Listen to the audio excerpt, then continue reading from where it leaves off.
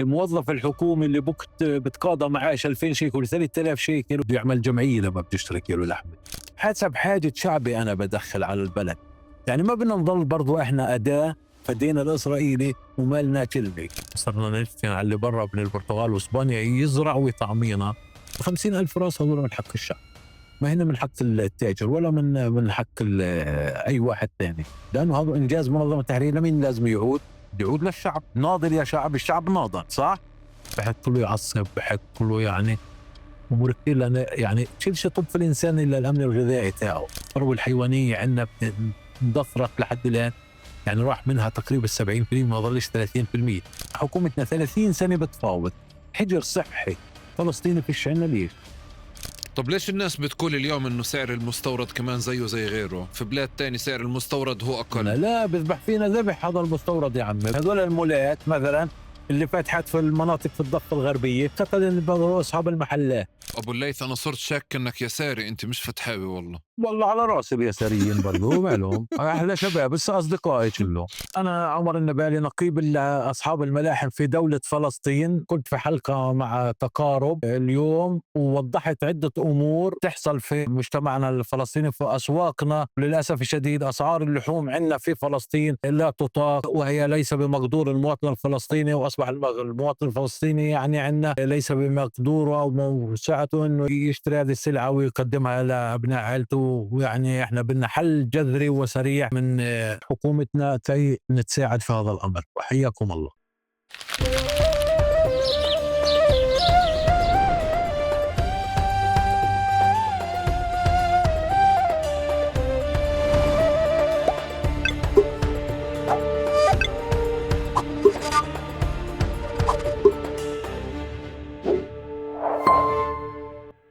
مرحبا واهلا وسهلا فيكم في حلقة جديدة من بودكاست تقارب. معكم انا احمد البيقاوي وضيفي لليوم العزيز عمر النبالي. تسجل هذه الحلقة في شهر رمضان من عام 2025. في هذا الشهر داخل بيوت الفلسطينيين في مناطق الضفة الغربية تحديدا يجري حديث عن غلاء اسعار اللحوم وعدم توفرها. في رمضان السابق ايضا كان هنالك حديث عن عدم توفر الدواجن وارتفاع اسعارها بشكل ايضا قوي وحاد جدا.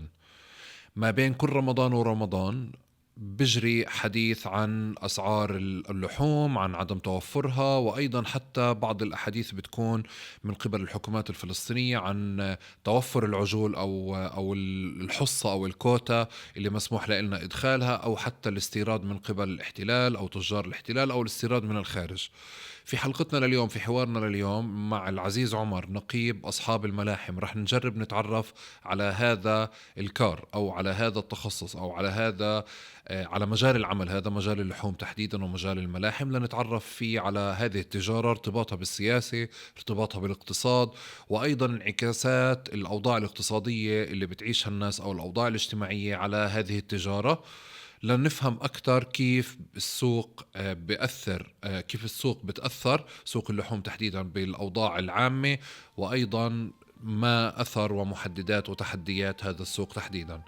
قبل ما أبلش بدي أشكركم على اشتراككم في قناة اليوتيوب وقنوات الاستماع ومشاركة هذا المحتوى مع كل حدا ممكن يكون مهتم فيه. شكرا على مشاركتكم معي، أفكاركم، مقترحاتكم للمواضيع، وشكرا على مقترحات الضيوف اللي بتبعتوا لنا إياها. شكرا أيضا على دعم محتوى تقارب ودعم استمراره من خلال الرابط الموجود في الوصف. وبهيك منبلش. يلا شو منا هالبنات؟ منيحة الإضاءة هيك ولا بدك شيء ثاني؟ لا الإضاءة ممتازة. خلص إضاءة ممتازة. يلا حط خلص التسجيل. بس آية تحط لنا التسجيل جنبك. عم يسجل على تلفونك، مش ضروري على تلفوني. ما هي بدها تلفونها معها. تلفوني راح. تعالي يلا روح عند تيتا. روح عند تيتا. عشان هيك عشان لا. يلا. مرحبا.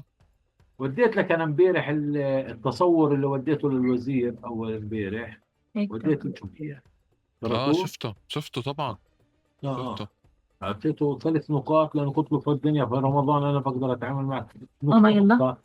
مش مهم اتحدث في 5 نقاط وما بنفذش ولا شيء. بتحدث في نقطة واحدة وبنفذها على أرض الواقع أفضل من الحديث اللي ملوش لزوم. لا الوزير هو منفتح جاي جديد، فبقول لي بدنا يعني نتحدث على البساط الأحمد يعني بحر الدنبل الكفار. وأنا قلت له مثلا عندك آه، في عمل غير مناسب في وزارة الزراعة، في عندك عمل غير مناسب في وزارة الاقتصاد. يعني أعطينا معلومات واضحة كثير يعني مش شوي. شفت، ممتاز ممتاز، كان واضح. آية بلشت تتسجل عندك، حطت لك التلفون يسجل اه جنبك. بلشت. يلا هاي طب نزلت. هو وضعية طيران صح عشان ما يفصلش التسجيل؟ تمام، منيح اللي ذكرتني. هي وضع الطيران. بس لحظة قبل خليه هيك. بس أقرب إشي عليه. تمام يلا. نزلت الجوزة. ضل حدا حواليك؟ لا خلاص هي هيك تمام. يعطيك ألف الله، عافية. الله يعافيك قلبك. احنا طولنا عليك، واحنا من خليك تستنى، واحنا بنحضر لك. الله يعطيك ألف عافية. لا واحنا برضو ثكلنا عليكم، واحنا يعني ان شاء الله لا المرات القادمه بتكون افضل. لا لا بسيطة، يعطيك ألف عافية. أول إشي بدي قبل ما أتعرف عليك بدي بس تقول لي أول إشي ليش الناس معصبة في البلد ومخنوقة كثير من موضوع اللحمة.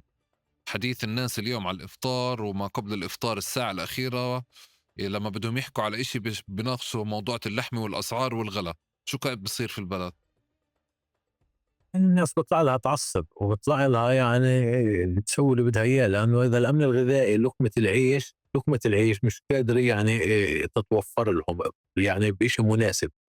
لما البلد اللي فيها بيشتغل العامل مثلا ب 100 شيكل، لازم انت توفر له كل مقومات الحياه اللي يقدر بال 100 شيكل يشتري اغراض البيت. مش يشتري كيلو لحمه لحاله، ما بيجيبش كيلو لحمه، بدك بندوره وبدك بطاطا وبدك كل امور الحياه ومقومات حياه. هذا شعب بده يعيش في نهايه المطاف.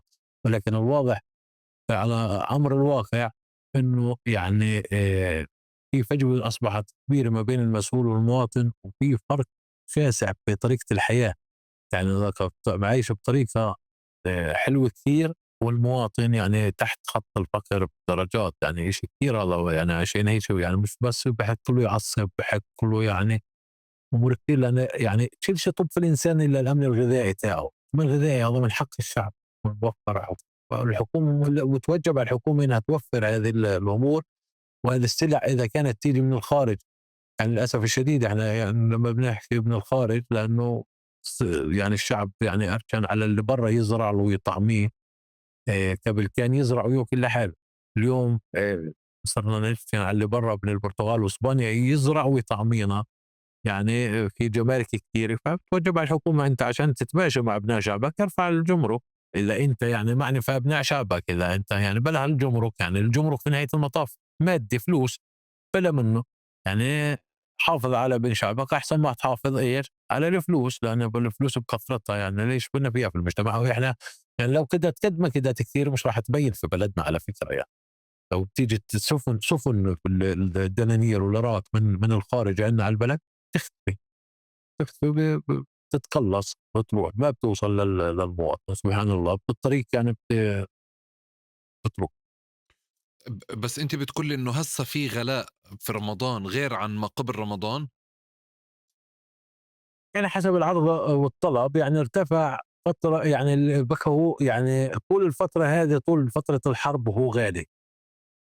غالي ليش؟ لأنه احنا يعني بتكون الثروة الحيوانية عندنا في البلد في فلسطين كانت منتعشة. في عندنا منتوج محلي من الخرف، يعني خاصة الثروة الحيوانية بالنسبة للخرفان والسهول. العجول لا، عجول ما عندنا. يعني منتوج محلي لا يساوي 10% أو 5%. بينما المنتوج المحلي بالنسبة للثروة الحيوانية بالنسبة للخرفان والسهول كان مغطي عندنا وفي زيادة. ليش؟ لأنه البلد عندنا في فلسطين كان الترباية موجودة وكانت الأعلاف في المتناول، والشعير كان في المتناول. كان 350 شيكل طن الشعير، 700 شيكل واقل طن العلف. كنت اجيب 3 طن العلف ب 2000 شيكل، يعني 650 670 شيكل طن العلف. اليوم طن العلف قفز نوعي ل 2400. صار يعني هبطوا شوي 2000 من كثر ما جظت الناس. الشعير من 2000 رجع ل 1500. احنا ناس هنا ما احنا منتجين مصنعين. يعني اللي بيصنعوا العلف بيستوردوا الصويا من الخارج، اللي هي الذره والقمح والشعير والهذا. هل تعلم انه الجمرك اللي على الصويا يعني بوصل 800% او اكثر؟ طب ليش؟ طب ليش؟ الكدي يعني الاعلاف صارت يعني في العلالي. المزارع عندك في أي دولة في العالم المزارع له تقديره، عندنا المزارع مهمش. المزارع بتقدم له الأعلاف بدون ضرائب، بتقدم له الحليب للخرفان اللي عنده الصغيرة حتى تنفطم، بتقدم له كل الخدمات من الألف حتى الياء في كل دول العالم. يعني مش إحنا بدنا نجيب شيء جديد إلا عندنا في فلسطين المزارع تهمش، يعني عصفت فيه عوامل دمرته، وما يعني غرض وحيد. يعني عشان هيك الثروة الحيوانية عندنا اندثرت لحد الآن، يعني راح منها تقريبا 70%، ما ظلش 30%. يعني في عوامل كثيرة، خلينا نقول الاحتلال جزء من هذه العوامل، لكن الاحتلال ما هو كل هذه العوامل.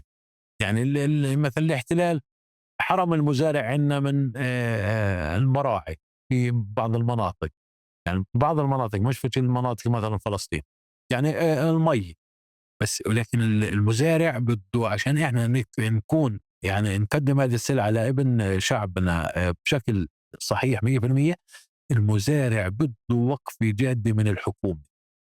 غير الحكومة لا، إذا الحكومة تركته بده يصير يغرد وحيد، فالتغريد الوحيد مش راح يجيب نتيجة. الكت السلبية بعدها هذه كلها تعمين بتنصب على المواطن. يعني شوف كيلو لحم الخروف عندنا في فلسطين 120 شيكل، يعني في كل دول العالم لا يمكن 30. قديش باخذ العامل الفلسطيني؟ او مثلا 1800 شيكل في الشهر، 2000 شيكل في الشهر، 2500. يعني ما بيجيب اجر الدار عنده، كيف بده يعيش؟ يعني احنا ناشدنا من سنوات انه هذا الامور بدها وقفه جاده من الحكومه. يا حكومه ارفع الضريبه عن المزارعين اللي عندهم الامهات، يا حكومه وقفي كذا، يا حكومه ايش يعني لا حياه لمن تنادي. يعني مجرد حديث، يعني بسمع منين خلص وبطنش، لانه هو بجوز مش شايف، لانه بشوف من منظور معين او من زاويه معينه. يعني بشوف الطبقه تاعته، او بعرفش قديش مثلا كيلو بودي مثلا جيب لي كذا كذا يعني، او بتقدر الثلاجه مليانه وما مسال عن باقي الشعب. هذه كبرى المصائب، لانه شعبك مش قادر يوصل اللقمه وانت قاعد بتفرح. وهذا ظلم، والظلم يعني ما بدوم، الظلم ظلمات. يعني احنا بدنا العدل، العدل اساس كل شيء. تبني مجتمع، بتبني دوله، انت بدك دوله يعني حواشير فاضيه، ما انت بدك دوله شعب. انت الكلمه ما بتقول انا بناضله، ناضل من اجل ايش؟ من اجل شعبه يعيش بحريه وبكرامه وين؟ على ارضه. اذا الشعب اولى، والشعب قبل الارض، صحيح؟ لانه بدنا حواتير فاضيه احنا ايش بدنا فيها؟ بدنا الشعب. طب انت الشعب وينه؟ شعب انا بعرف الناس يعني في تكافل، في فجوه، في فجوه. قلت لهم اتهمونا احنا كلحامين، قلت لهم لا يا عم، اللحام اعطيه هامش وبعيش. احنا اولاد البلد، واحنا عندنا انتماء للبلد، واحنا منتمين لوطننا ولابناء شعبنا. احنا ما احنا تجار، ما توصفونا في التجار. احنا ما بنرضاش نكون في خانه التجار، لانه التجار ما عنده، التاجر ما عنده انتماء، التاجر عنده انتماء لجيبته لفلوسه. احنا عندنا انتماء لوطننا، وبدنا نقدم هذه السلعه لابناء وطننا على اكمل وجه، بس احنا مش قادرين. احنا اللي مش قادرين، احنا في حيره من امرنا احنا والمزارع. يعني مثلا لما هالكيتي فتحوا باب الاستيراد، اذا بدك تسال شيء يعني تقطع شيء، يقول انا بوقف. لا لا براحتك كمل لي. اه مثلا فتحوا يعني لما دثروا هذه الثروه الحيوانيه، فتحوا لنا باب الاستيراد. الاستيراد اصبح دخيل على السوق الفلسطيني، ولكن اصبح في القمه. اصبح في القمه ليش؟ لانه الثروه الحيوانيه من الخوف البلدي ولا تهمشت. والمزارع بعرض له عده عوامل ظفرته. فهذه الامور اعطوا الاستيراد اكثر من حجمه. فلكيت الاستيراد اللي بيتم من الخارج، مثلا من البرتغال، من ليتوانيا، من رومانيا، بيجي على ميناء ايلات او ميناء حيفا وبدخل عندنا على البلد. هل يا ترى اسعاره في متناول المواطن؟ فلا. طب ليش؟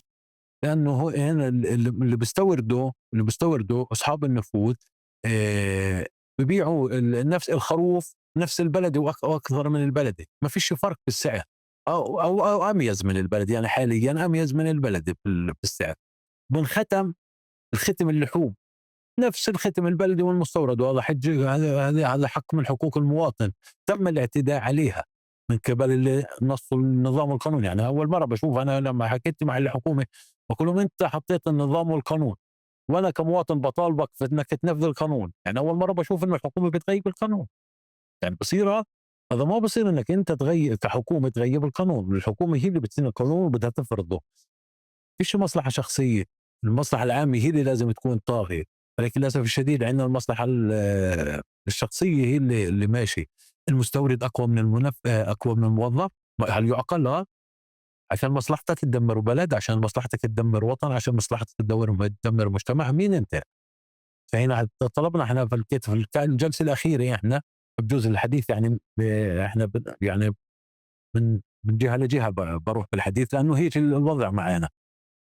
الوزير يعني جديد، عده شهرين ثلاثه ماسك وزير الاقتصاد، فطلب مني في الفتره الاخيره بده يعني قال لي يتحدث معي مثل ما تحدثت على التلفزيون على الراديو. قلت له حاضر. فشرحت له كل المواقف هذه اللي بتحصل عنده في الوزاره او في وزاره الزراعه، او المشاكل اللي بتحصل في المزارعين عندنا، وما حدا وقف معاهم، وشو طريقه الاستيراد من الخارج، وشو المعوقات بالنسبه لنا احنا نستورد. كيف؟ لانه انت بتعرف انا بدي اجي عن طريق الاحتلال الاسرائيلي. ما في عندي يعني الدخل اللي عندي محتل، بدي اجيب بضاعتي على ايلات او على حيفا، فانا شوف يعني بدي امرق من عند الاسرائيلي، وهذه بضاعه ما هي كونتينر. يعني اذا انا بدي يكون في شراكه ما بيني وبين الاسرائيلي، لانه يعني هذه بضاعه بده يوقف عليها وبده يجيبها. ما بزبط، هذه ما هي كونتينر احطها في ارميها في المينا. يعني هذه الكائنات او الخرفانه وهذا بدها عنايه، بدها عنايه، وما ما بزبط. يعني انا قلنا لهم احنا بنستورد، ولكن يعني يكون الاستيراد مثلا عن طريق دوله صديقه مثل الاردن. هي على العقبه بيجي هنا على طول، بيجي من البر على الضفه الغربيه، وقدرنا عندنا حجر صحي فلسطيني. يعني إن مثلا احنا حكومتنا 30 سنه بتفاوض حجر صحي فلسطيني، فيش عندنا. ليش؟ ليش؟ ليش ما يطالبوا يكون عندنا حجر صحي فلسطيني؟ وفي الأغوار مثلا تيجي البضاعة وبتعطوا بتتوزع على كامل الضفة الغربية. آه، بالنسبة للاستيراد في عندنا احنا جزئية اللي هي اسمها الكوتي، المعافاة الجمركية. هذا تيجي ال 50,000 راس الملحق الاقتصادي باريس. بجوز النقطة الإيجابية الوحيدة اللي حصلت عليها مثلا أو أنجزتها منظمة التحرير في المفاوضات، هذه ال 50,000 راس. يعني لا أحد مستفيد منهن ولا شيء، بدهن يدخلن على البلد بدون جمرك. ال 50,000 راس هذول جمركهن 15 مليون شيكل حسب الدفع اللي بيحصل. طيب أنت يا مستورد بتروح بتستورد من البرتغال ومن إسبانيا ب 6 يورو الكيلو الخروف. 6 يعني موجود في السوق، مش أنا اللي بقول، السوق اللي بقول. أنا ما مش أنا اللي بدي أقول. الروماني بسعر، الهنغاري بسعر، الصرب بسعر. يوميا أنا بتجيني ذا أسعار من البرتغال ومن كل الدول. إنه هذه ما هنا فيش متابعة هنا، الحمد لله ما فيش مزارعين. يعني المزارعين بك عندنا مثلا مليون، الحديث بيدخل في بعضه، مليون من الامهات، وقلنا لهم يا عمي دخيلكم وقفوا معهم اللي عندهم الامهات، بدنا ندعمهم. واحنا مش بحاجه العدد هذا اصلا. يعني انا النعجه بتخلف مرتين في السنه، يعني بصير عندنا فائض. بس نوقف مع بعض شوي. لا حياه لمن تنادي. بالنسبه للاستيراد ال 50,000 راس هذول من حق الشعب، ما هنا من حق التاجر ولا من حق اي واحد ثاني. لانه هذا انجاز منظمه التحرير. لمين لازم يعود؟ يعود للشعب. مش هذا اللي انجزته؟ ناضل يا شعب، الشعب ناضل، صح؟ طيب انجزت المنظمه، بروح لشخصين لثلاث لاربعه، هل يعقلها؟ طب ليش انت يا وزاره الاقتصاد هذا بتجيب ال 50,000 راس؟ تفضل، قديش جبتين؟ في لك هامش ربحي، وزعهم على على كل محافظات الوطن. خلي كل مواطن يذوق الثمره هاي. مثلا اذا بدك انت، بعدين انت التاجر لو بجابه بجمرك، لو البضاعه اللي بجيبها بجمرك بتكلفه مثلا، لما بجيبها هنا بتكلفه 30 شيكل، 30 شيكل الكيلو مثلا، خليها كلفته، ببيعنا فيها ب 47 و 48 شيكل. شوف الهامش الربحي قديش التاجر يعني 16 شيكل 17 شيكل الكيلو الواحد. شو الدعوه؟ طب وين الرقابه؟ وين فيها شيء؟ في دائره في هيئه في وزاره الاقتصاد اسمها هيئه الرقابه الماليه والاداريه في الوزاره.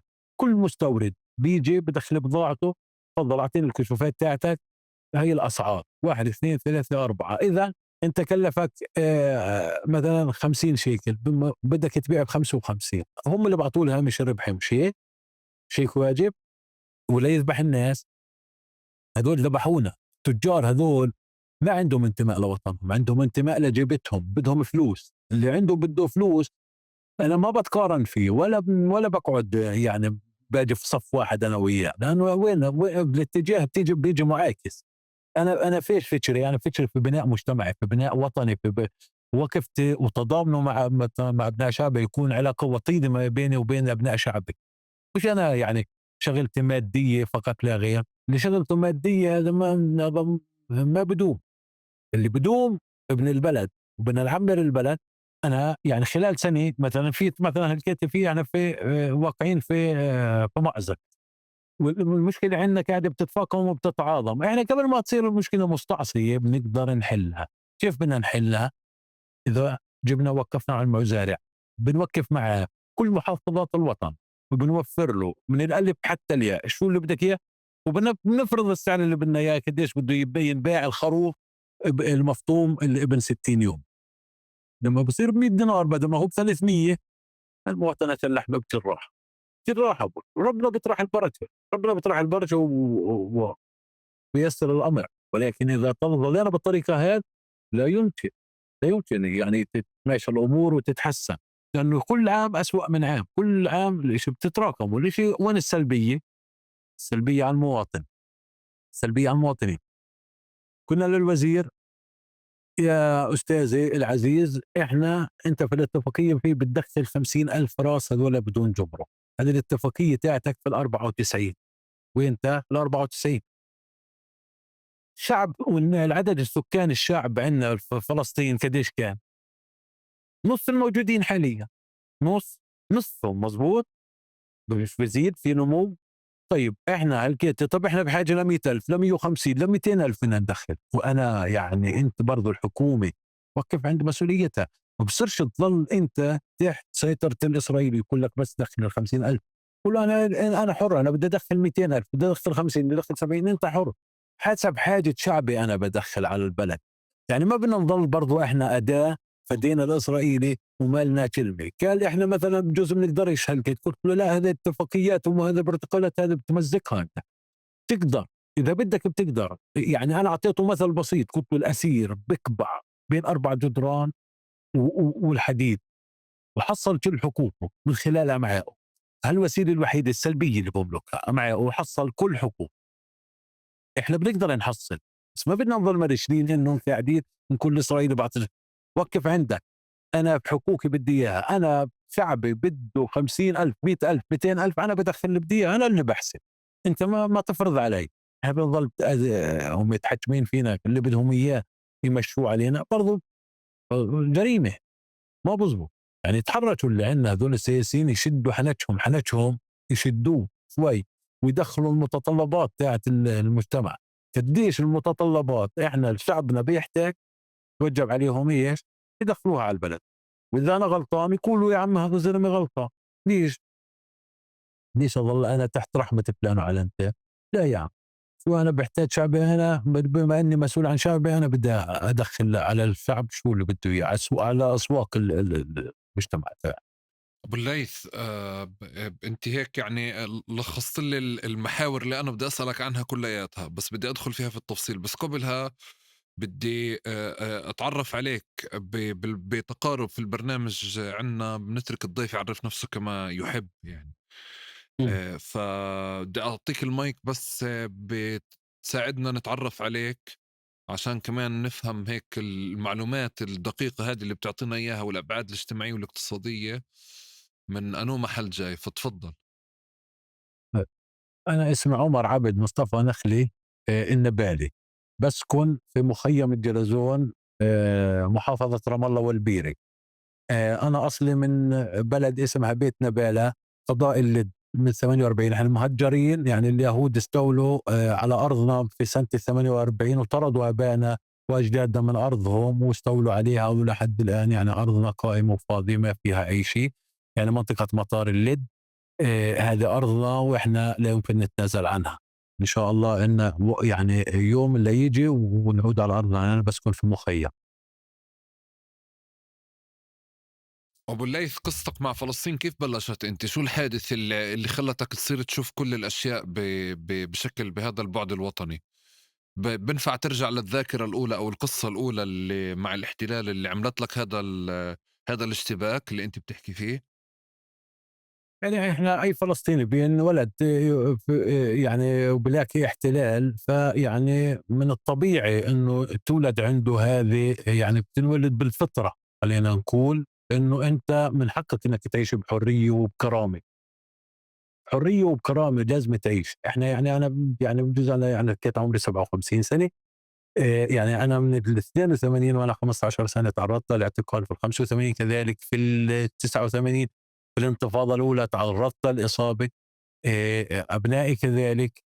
يعني إحنا آآ يعني بنقدّم أرواحنا لوطننا، ما بدنا نقدّم جهدنا. يعني إحنا آآ أنا في فرق يعني في التفكير ما بيني وبين المسؤول اللي بيفكّر في الفلوس. وهذه شغلة الفلوس هي اللي صارت العائق. يعني يعني في الفترة الأخيرة يعني ما حد شيء اسمه التكافل الاجتماعي والتعاضد. يعني لما في شعبنا قبل الحرب في عندنا 70,000 أسرة مسجلين شؤون اجتماعية.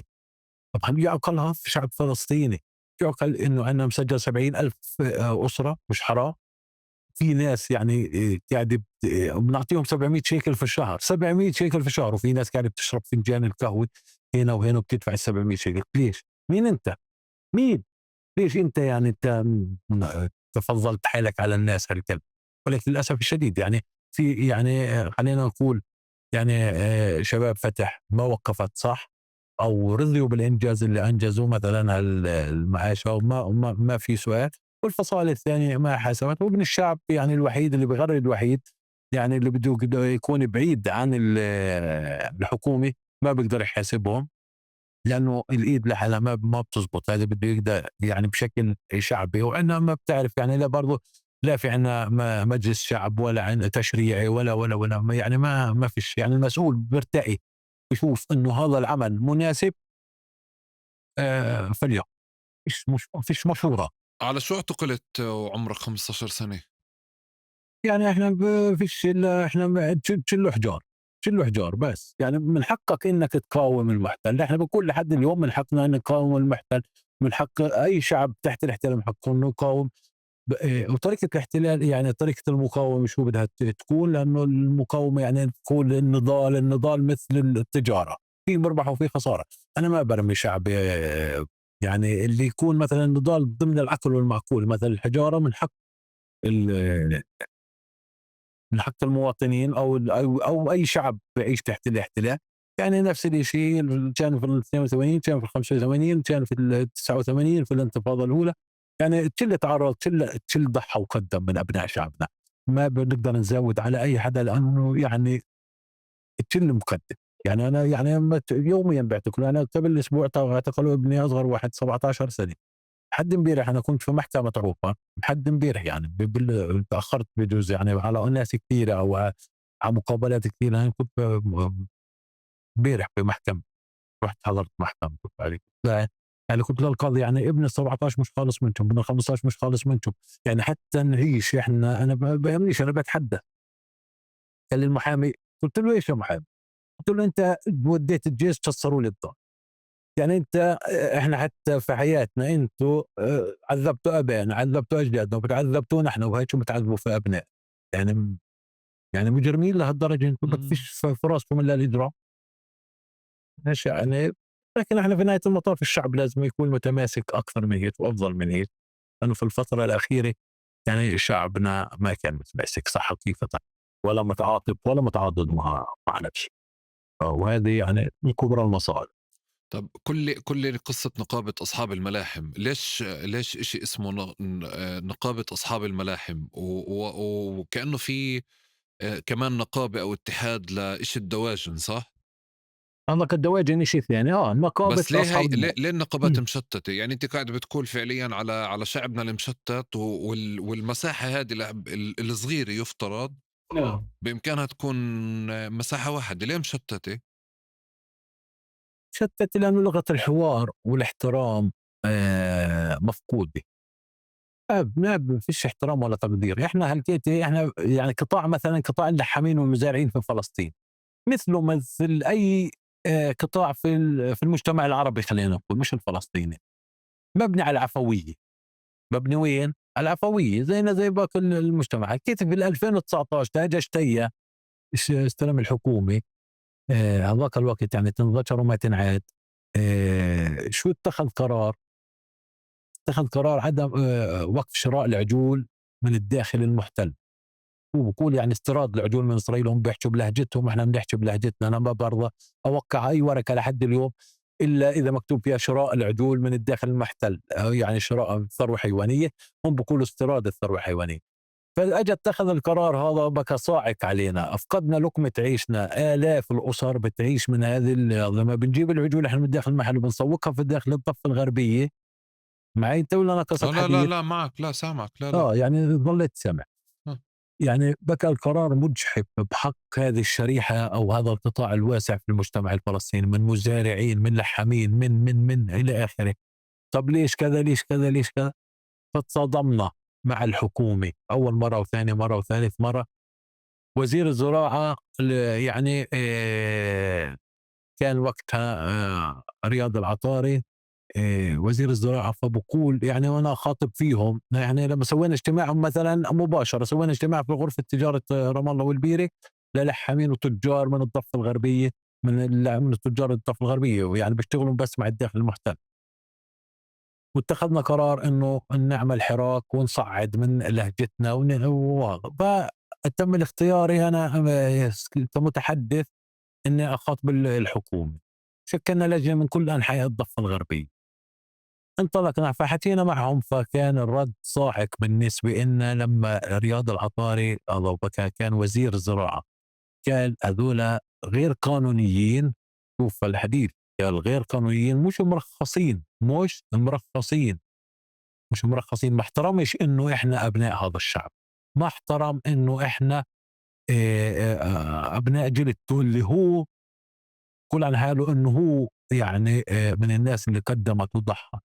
اللي بيحترمش ابناء شعبه ما عمره ما ضحى ولا قدم.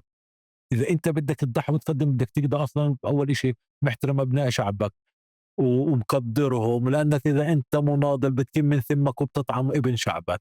اما غير هيك فالعكس صحيح، لا يمكن. فعلى اثرها قلنا له يعني شو معنى حديثك؟ يعني احنا زي السياره المشطوبه على الخط، ما في كلمه لها سؤال او جوابها، زي السياره اللي مش قانونيه على الخط. احنا بنترخص، جبنا وزاره العمل، رحنا وزاره العمل قلنا لهم احنا واحد اثنين ثلاث. فعلا اجت وزاره العمل، سوينا اجتماع وفرضنا هيئه عامه وهيئه اداريه ورئيس وامور زي هيك. على بركه الله وصرنا مرخصين من الحكومه. طلع واحد من وزاره الزراعه اسمه طارق ابو لبن وعلى الراديو بالثم العريض وقال ما بدنا نعترف بنقابه اللحم. قلت لهم اذا في بينكم وبيني شيء انا بدي اتنحى، بدي اخلي اي لحام ثانيه، في شيء شخصي بيني وبينكم، ما فيش معرفه سابقه يعني كنت لهم اول امبارح قبل المشاكل ما بكيت عرفت نهائيا ولا عمري وصلت. طيب ليش هالقد الحزازيه؟ ليش هالقد الحقد في قلوبكم، عام قلوبكم؟ قال بدناش نعترف في النقر. قلت لهم بلى. ولكن مؤسسات الدوله ظلت يعني في جميع الامور ماشيه مع النقابه. اما هذول الجماعه يعني كانوا الحقيقه انهم سيئين كثير، وما كانت لغه الحوار ولا الاحترام ولا التقدير ما كانت موجوده، بكت غايبه عن الحوار دائما. يعني مش صح اللي بصير.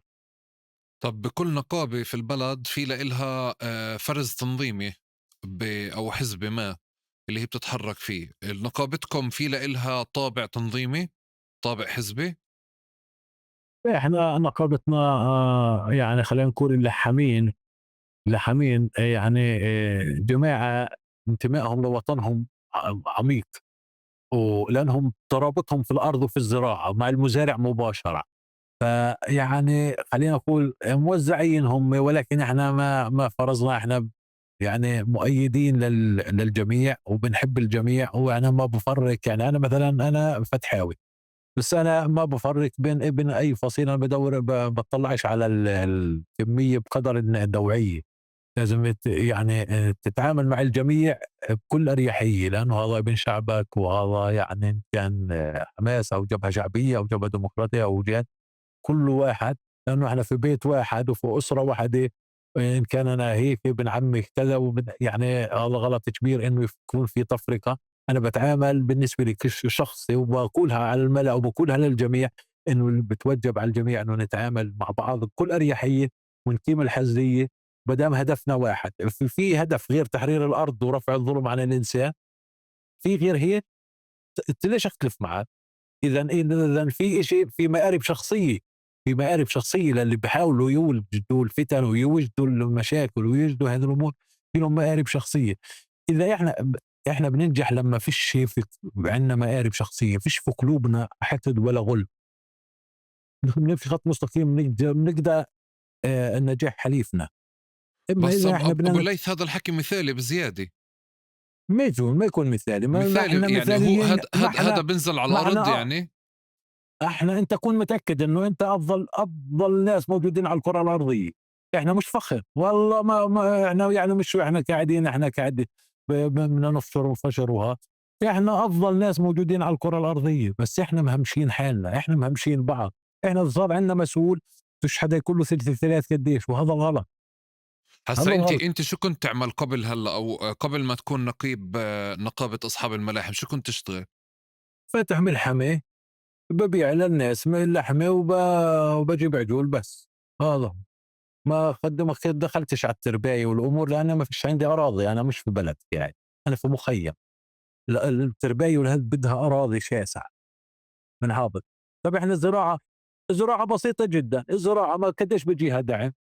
تعال يا دولة، أي دولة بتودي لها بدل 100 ترك 200 تراكتور وحرثوا أراضي وبذروا مم. وازرعوا. مم. فبذور وازرع وسوي إذا بدك تبني. جبل كاحل هذه وين؟ شو هذا؟ خربوا بيت الناس، خربوا بيتهم فعلا، دمروهم يعني. على فرص العمل اللي الناس بتفقد فيها، يعني طريقة عملهم. يعني لو مفتوحة الدنيا وما فيش حروب وهذا يعني وفيش حرب أوكرانيا، حرب أوكرانيا بجوز لهم وقف الهجرة الفلسطينية، كان الناس كثير طلعت. أنه لا يعني أكثر شيء الناس يعني بدها تدفع عن لقمة عيشها. يعني مثلا في الدول العربية هي بركب سفينة وعارف إنه بده يغرق، بس طالع عشان لقمة عيش وبيغرق في المي. مظبوط، بدفع ثمن حياته، حياته بدفعها ثمن مقابل عشان لقمة عيش، يعني مش عشان الأرض. الأرض ملحوكة، بس أهم شيء بده يعيش البني آدم كرامة وبحرية. شو مش معقول يعني اللي بصير. يعني اللي بصير إحنا صعبوا الحياة كثير علينا، لأنه الشعب تقريبا صار فجوة ما بينه وبين المسؤول، تهمش الشعب يعني ما في. بس ابو الليث طول يعني عمره، معلش، طول عمره يعني انا اسف عم بسأل هاي الاسئلة بس لاني عن جد مهتم اعرف كل شيء. تركت الباب والعنوان مش تشكيك في اي شيء. بس طول عمرنا احنا بهذا الواقع، طول عمره في فجوة بين المسؤول والشعب. طول عمره فعليا الاسعار غاليه. طول عمرها الكيلو اللحمه لما سافرنا شفنا فعليا قديش الفارق بيننا، وشفنا قديش عمر يعني بس طلعنا تعلمنا برا شفنا قديش كان مضحوك علينا باسعار اللحوم آه جوا البلد. فقصدي هذا اللي انت بتقوله احنا من احنا وصغار مكتشفينه، وشو اللي بخلي هذا الغضب يطلع على السطح هسه بهذا الشكل؟ لا لا، انت بكيتش مكتشف شيء، انت بكيت، انت اللحمه بكت في المتناول الايد. بكى الخروف بكدش ب 3 دنانير وب 275 كيلو، شو ب 2 ونص بكى قائم. الخروف يعني سعره مناسب. بكيت العجل احنا بنجيبه من الداخل المحتل، هذا سوق الداخل المحتل هو المفتوح قدامنا، ما في سوق ثاني. هنا ما فيش ناتج بالنسبه للعجل. اما الخروف بكى متوفر عندنا ونهائيا ما حدا يجيب من برا، ولا في استيراد ولا. والناس لما تكون له مستورد يعني يهرب. هذا بالنسبة للأسعار اللحوم. شو بدك تسأل أي سؤال ثاني أنت؟ لا بقول لك بالنسبة قاعد انه طول للتسعيرة، عمرها كانت الاسعار فيها فجوه من فتره طويله، بس لما بيطلع فعليا في هيك حراك الناس لحالها الأسعار اللي فيها بتسأل. الفجوة، أنت بدك تسأل الأسعار فيها فجوة ولا الفجوة ما بين المسؤول والمواطن؟ لا أنا بسأل كل هذا النقاش اللي أنت بتقوله ليش آه هالقد محروق دمك اليوم؟ طول عمر هالقصة البلد فيها هاي المشاكل. لا لا لا يعني خلينا نقول لو بتكون جزء النسبة كانت 2%، اليوم صارت 90%. طاست على السطح مع وضع وعلى الناس الواقع. الاقتصاد الصعب مع طفحت وضع هذه المشاكل. الاقتصاد الناس هذا السيء والسلبي، زادت الأمور، بينت دملت أو انفجر هالدمل وبين. طب ما هو شيء كثير. طب بدك تعالج، ليش ما تعالج؟ من سنوات بناشد فيك وبقول لك عالج، انت ما بدكش تعالج، انت ما بدكش تعالج. احنا يعني إيه الفجوة هذه اللي لازم نقيمها ما بين المسؤول والمواطن، الاحترام والتقدير، ينزل شوية المسؤول، ينزل. ليش أنا ما حطيتك أنت مسؤول؟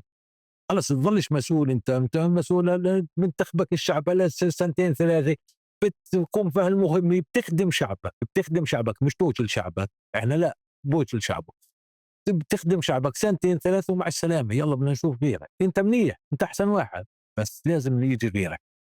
هذا الافضل، طيب هذا الافضل والانسب. أول مشكلة من كيف أنا فهمت منك اللي هي قضية أول إشي بتقولي مع توقيع أوسلو انسمح بدخول 50,000، وفعلا مع النمو اللي صار ضل الرقم زي ما هو، فإحنا حتى لما نكون فرحانين فيه على الفاضي. تاني إشي افضل. كان في رعاية في حينها تدمر القطاع الزراعي ككل والقطاع 100% صحيح. الحيواني ككل، صح. كلف التربية صارت كتير كبيرة، وإحنا صفينا سوق مفتوح للإسرائيليين 100%. بهذا الشكل. طيب ولا في مستوردين، ولا عدة مستوردين بنعدوا على اصابع. هسه بدي اجيلها هاي. بس اول اشي مم. فعليا احنا وين انت لاحظت انه احنا صرنا يعني تم تدمير السوق المحلي بالكامل وصرت انت معتمد على السوق الاسرائيلي؟ بالنسبة للثروة الحيوانية، هم بيعتمدوا الاعتماد على الله، بيعتمدوا بيستوردوا من اوروبا، ما بيستوردوا من اسرائيل. لا بالنسبة مفهوم، بس للخرفان، قصدي عنا احنا في حالة اه، كل التربية البلدية اللي موجودة عنا. كل التربية البلدية بالنسبة للخرفان، بس احنا عندنا يا بنربي عنا يا بنستورد من الخارج. مفهوم. وين اسرائيل، بطلنا اه، نربي عنا احنا؟ يعني من الخمس سنين 6 سنين وامشي هذولا، ليش؟ من 2020 لا. والله انا زي بقول، يعني في، يعني زي اللي تقديراتك. في ايدي خفيه ورا الموضوع. دمر هذا الزراعه، دمر الزراعه، مش معقول، مش معقول. طب انا قدمت لهم تصور انه بدنا نضبط المزارع، بدنا نضبط المستورد. لما نضبط هذول الاثنين، بدل ما هم دايرين على حل شعرهم زي ما بده ماشي، انت بتمسك السوق، زي ما بدك، وبتحط التسعير اللي بدك اياه. بس تضبط المزارع، تحطه تحت جناحك، وقدم له كل شيء بيحتاجه المزارع، وهذا من حقه على فكره، هذا من حقه. يعني ما يمنوا عليه المزارع، ما هو المزارع هي في الاردن، في اي دوله بقدموا له كل الخدمات، ولكن احنا للاسف الشديد ما في. لكن اذا حطوا تحت جناحهم المزارع، وحطوا تحت جناحهم المستورد، وفي المكاشفه الاسعار، بخلص الموضوع. الايجابيه كلها بترجع على المواطن. بس واحنا خلينا نمسك معلش الاشي المحلي. اول اشي تفضل. المزارع كانت المحل. موجودة، كلفة التربية صارت كتير عالية، صح؟ صحيح. يعني صحيح. انت لما اشرت لقضية العلف بيعطيني بس مؤشر انه الناس سنة بعد سنة ما بتقدرش تكمل طبعا. في التربية. طبعا. والسوق لما يكون مفتوح انت مش عامل فعليا، مش يعني بتغليش المستورد مقابلنا، او بتغليش الاشي اللي جاي من نعم. ناحية ال 48 ناحيتنا، فبتدمر الاشي بالكامل. هذا اخذوا انت قاعد بتقول لي عمر من ال 94 لحد ال 2020 لتدمر بالكامل. يعني النشاط في التدمير الزراعه في الفتره هذه، يعني تكون من 2019 واطلع 2019 ل 25، يعني هنا 6 سنين كانت كفيلات انهن يعني الضرب القاضي تيجي. يعني لو في هناك مثلا ضربات خفيفه، كان يعني يمتصها ويستوعبها الشعب، او السوق، خلينا نقول. ولكن مم. من 19 واطلع كانت الضربات جامده، ف فيش استيعاب فيها. تقدر يعني تستحضر قصص ناس مزارع انت بتعرفها سكرت، من غير ذكر اسماء حتى اذا بدك يعني، بس تقولنا شو صار معهم بالسنين الاخيره. يعني مثلا المزارع، المزرعه لما بتفتكر للمراعي، يعني مثلا الاحتلال بيجي ذيالهم، بصير يعذب فيهم، ياخذ هذه الاراضي، بيفتكر للمراعي، بيفتكر لابار المي. المزارع بصير في حيره من امره، بده حدا يوقف معه. لما بلاقيش حدا يوقف معه، بقول لك انا لحالي، انا بدي اكات الدوله ولا بده اراضي. طب انت من الاول شيك له الاراضي من البدايه، شيك. ما هو المال السايب بعلم السرقه، المال السايب بعلم السرقه. لو حكومتنا وقفت مع هذا المزارع وشيكت له الارض، وفرت في كل تراكتور، في كل البلد توفر تراكتور، هاي مصاري خير الله بتنزل. بس وينها؟ تراكتور يحرث، والى المزارع وببذر، هي انتجت. بس اذا في عقول بدها تبني، اذا لاحظ وركز، اذا في عقول بدها تبني، اذا بدها بس تاخذ معاش، تروح وتلبس بدله قربطه كل يوم لون قربطه، يعني عشان برضو هذا يقدر يميز، هذا على الضمان. يعني هي خلص هيك، نستنى في ابن اسبانيا وابن البرتغال يزرع ويطعمينا. والصين بتنسج بتلبسنا. مش إجرام في حق أنفسنا هاد؟ في إجرام؟ لا عشان فلان يصير معاه 10 مليون يعني إحنا خلافنا على ال50,000 راس إن هي شغلة بسيطة، لما جمركهم 15 مليون شيكل، 15 مليون شيكل كيف بتسمح أنت إن نروح إلا 3 4 أشخاص؟ تقوليش تعال استورد وتحط لي معوقات، أنا ما باقدر أستورد، ما باقدر أروح على إسرائيل وعلى إيلات هذا الطريق مش مفتوح، أنا باستورد إذا في طريق مفتوح، أنا باطلع على الأردن وباطلع من هناك على البرتغال، باطلع وين ما بدي، بس ما بدي إمم، أطلع. إمم، إمم. أقول لك لو جبت بضاعتي وحطيتها في إيلات وطلعوا لي فيها عيبة بدهم يتلفوا لي إياها، أنت شو بتقدر تسوي لي كحكومة؟ قال ولا شيء، قلت له معناته بدك تخرب بيتنا، شو بدكم منا شو يعني بزبطش. يعني إذا صارت هي عملية الاستيراد مفصلة على الناس اللي بتقدر تاخد مخاطرة الاستيراد، تجار كبار فقط. ما الله الكبير، هم صغار، هم صغار الله الكبير، هم صغار، هم لا شيء، بس يعني خلينا نقول يعني موجودين حاليا بس. طب طب هم هدول بالنتيجة صاروا هم اللي مسيطرين على السوق، والّا بالأساس أصلًا انعطتهم هاي العقود، والّا تيسّر شغلهم؟ يعني هم دخلاء على هذا الامر، وعلى الدخلاء الاستيراد جميعه دخيل على السوق الفلسطيني، إمم. هو فهم يعني برزوا من خلال هذا النوع، نعم من خلال هذا النوع من العمل. مش اي حدا بيقدر يعني هم يكون. لهمش بكار أصلًا بكاركم. لا ما لهم بهذا القار نهائيا، يعني في وكل ناس ليش أنت منهم. بتتجنب تسميهم لإشي قانوني؟ قضائي لا يعني؟ مش لا شيء قانوني، ما هم شركات واضحة في عند الحكومة، أنا ما تجنبت. أنا باعرفهمش، باسألك، يعني أنت لا بتقدر في شركتين ثلاثة مثلا، في شركات ثلاثة في منهم مثلا لحامين من الأساس، مثلا من بيت لحم، في رام الله مثلا مش لحام، في نابلس مثلا في واحد لحام وواحد مش لحام اللي بيحاولوا مثلا، بس إمم. يعني حكيت العلاقة اللي بده يستورد من الخارج إلا يكون له علاقة وشراكة مع الإسرائيلي، بدون هيك لا، بدون هيك لا، إلا في علاقة مع الإسرائيل، في علاقة وطيدة في في العلاقة، في العلاقة التجارية، يعني ولا شيء بده يروح ويجيب يتنقل على المينا وما المينا ومعقولة. يعني كل هاي المعيقات والتحديات عشان تخلّيك أنت تشتري بالآخر من التاجر الإسرائيلي مباشرة. أنا بدي أشتري من التاجر العربي بس يدخلها، ما هو بده بس يجيبها التاجر العربي، ما هو بده يذبحني ذبح وما راحمني، ما هو أخذ أخذ الربح دبل هو عنده، يعني إذا بكلفته 20 ببيع ب40، ما أخذ هامش ربحي 5 شيكل، يعني يجيب يا سي أولى لك فأولى، يجيب ابن البلد يجيب، بس برضه يرحم شعبه، يرحمنا برحم، الله اللي بيرحم، يعني إذا جاب ب20 يبيع ب25، مش إذا جاب ب20 يبيع إمم. ب40، برضه هو مجرم، هم هذول مجرم، يعني التجار مصاصين دماء، انتمائهم لجيابهم للأموال فقط لا غير، فكيف احنا لا نقارن، لا نقارن احنا فيهم، احنا ابناء بلد، احنا بننتمي لوطننا، كل اللي هدفنا تبني لك غرفة، بتجوز لك ولد، بس شغلة عملي زي هيك، بس ما بدنا لا تسوي اكياس مصاري ولا بدنا فلوس ولا بدنا وطن مزدهر، بدنا والله حياة حلوة حياة أبو حرية. الليث، أنا صرت شاك إنك يساري، أنت مش فتحاوي والله. والله على راسي اليساريين برضه مالهم احلى شباب بس اصدقائي كلهم.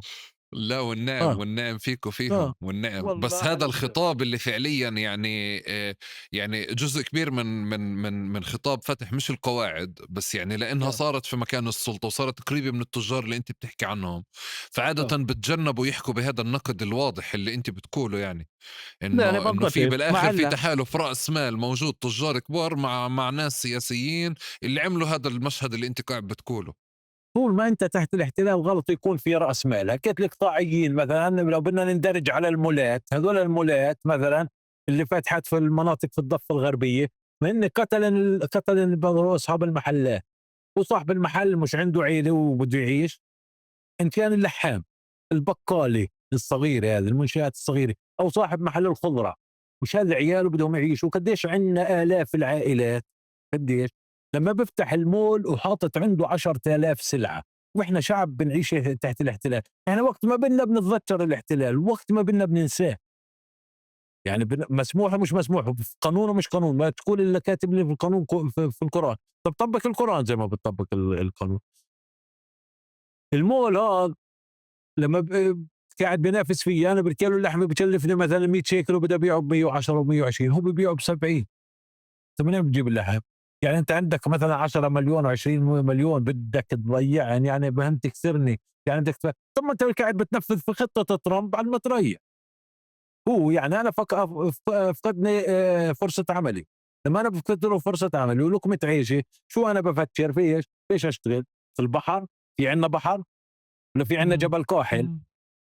اكثر شيء بس بفكر فيه شو؟ اللي هو السفر. مزبوط. عشان ابحث عن لقمه عيش، باخذ عيال وبطلع. اذا انفرغت البلد من اصحابها بتظل العشره عين المولين. اذا بدهم ينقذوا كم من عيله، دمروا الاف الاسر والاف المحلات. وهذا خطأ كبير. يعني لازم يعطوهم مثل اللي بحط في الدوله اللي بحط السعر الاعلى يحط السعر الادنى، تكون منافسه شريفه بتكمن بشكلين يعني اما انت حاطط لي 10,000 سلعه ولا 20,000 سلعه وبتنافس فيي وانا عندي هالسلعه هاللحمه مش شبعان على ايش؟ ما هو احنا يا بنعمل على تواجدنا هين تناقض الحديث برضه مصيبه. ما هو طب وهاي بيطلع المولات لك مين لمّا أنت بتسميهم إقطاعيين، هدول مين في مجتمعنا؟ والله المولات اللي بتفتح وبتتكلف هالملايين ما احنا عارفين لمين، ما بتشوف الا فلان وعلى الانترنت، هذا كله بالسر. سريه هم بدهم يجاوبونا لمين يعني؟ احنا مش عارفين لمين. هي الحكومه اللي لازم تبحث وتسوي وتقول له احترم ابن شعبك وبيع مثلك مثله. انا بدي احافظ على تواجده هنا ابن الشعب. اذا انت بتظل هيك، هو رايح بفقد فرصه عمله وراح يهاجر، البلد رايحه تفضى.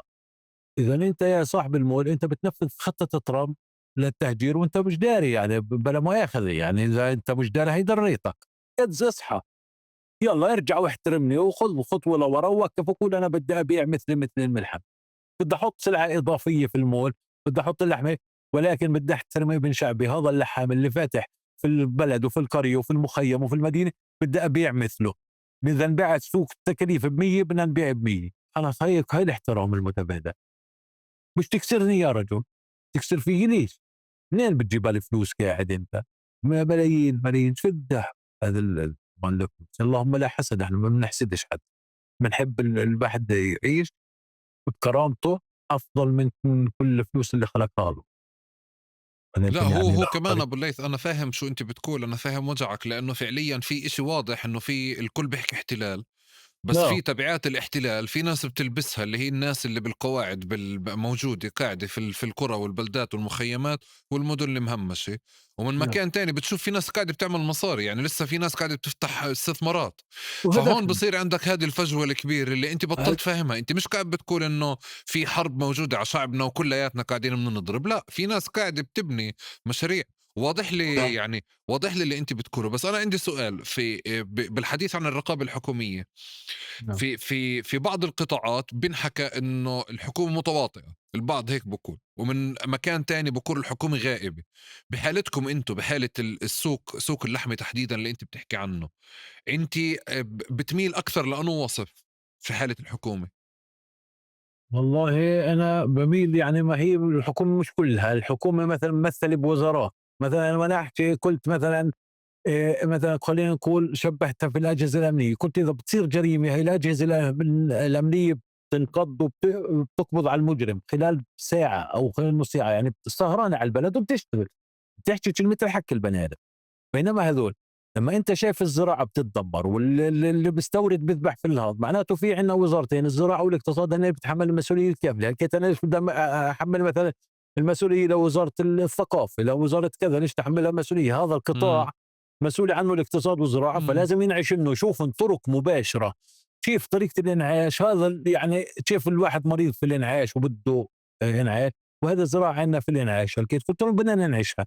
هي وديت له التصور، خلينا نشوف الوزير شو اللي بده يطلع فيه، وشو الخلاصه اللي ممكن نعمل مع بعض. ده قلت له اذا بدنا نعمل منفردين ما بننجحش، بدنا نعمل مع بعض، بدنا نشد من ازر المزارع، وبدنا نوقف مع بعض، وبدنا التاجر اللي بيجيب من برا برضه نحاول نجيب العبورات والحملات ونربيهن هنا عشان يصير الامهات وينجبن ويصير التكاثر. لانه في خلال سنه او سنه ونص ترجع القوه، لانه النعجه بتولد مرتين في السنه، ترجع الثروه الحيوانيه منيح.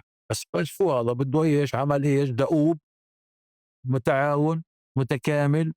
يعني بده تماسك، مش هدف مادي، هدف وجود يعني، وهدف يعني انك تنمو ثروة حيوانية في وطنك وبلدك إذا أنت بتحب بلدك ووطنك. ما إذا طب أنت هي بس هي هي الحكومة دورها أو الجهات الحكومية المختصة في المجال تاعكم، مش هي بتعرف دورها لحاله؟ يعني هذا واضح، هذا جزء من الوصف الوظيفي تبعها، صحيح. إنه هي يعني على الأقل إنه تتحكم إنه خلص سعر السوق، سعر اللحمة في البلد هالقد، مثل ما هم متحكمين أو قادرين يسيطروا فعليًا على سوق البنزين والديزل. يعني نقدر نتعامل بهذا الشكل، بس الدور أو غياب هذا الدور أنا مش يعني قاعد باسألك عنه أنت كيف توصفه، لإنه بالمقابل قاعد بكبّر ناس، قاعد بيوسّع الفجوة بين الناس وبعضها. وفي بعض الأسماء هي شركات مزبوط رجال أعمال والّا بدك تسميهم إقطاعيين كيف سميتهم سميهم، وفي من محل تاني ناس عندها مصالح مربوطة بسياسات والّا مربوطة بقصص سياسية ما، اللي قدرت كمان تعمل ثروة بالوقت هاد. فمن هون أنا بطلت فاهم إنه أنت وأنت قاعد بتحكي هالقد الأشياء واضحة، يعني كثير واضحة والناس بتحكي فيها. واضحة. ليش طبعا مش واضحة. قاعدين باخدوا أكشن؟ طبعا واضحة، ورفعنا كتب ودينا للحكومة كتب إنه في طريقة عمل خاطئة في وزارة الزراعة وفي سببها 1 2 3 4. تعاملوا مع هذا الأمر يا عم. إحنا موضوعنا شقين، الزراعة والاقتصاد. كانت الزراعة لازم إمم. تهتم في المزارع، والاقتصاد تهتم في المستورد ومكاشفة أوراق وتحاسبه على كل كبيرة وصغيرة.